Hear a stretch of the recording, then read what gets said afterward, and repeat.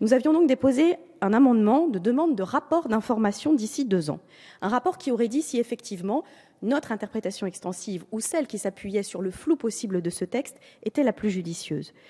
Ce dépôt d'amendement a été refusé par les services de la séance, ce que nous regrettons vivement.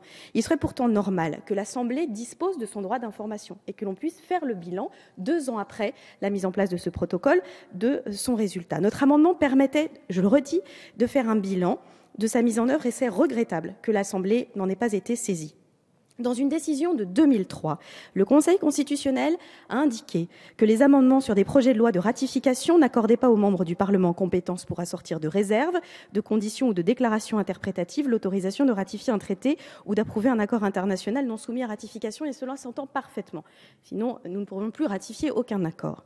Mais néanmoins, le Sénat considère que cette décision lui permet de déposer des amendements de demande de rapport. Nous ne souhaitions pas modifier ce texte, mais bien demander qu'un rapport soit fait sur la mise en œuvre de ce protocole additionnel. L'Assemblée a une interprétation différente de la décision du Conseil constitutionnel de 2003 et nous le regrettons vivement.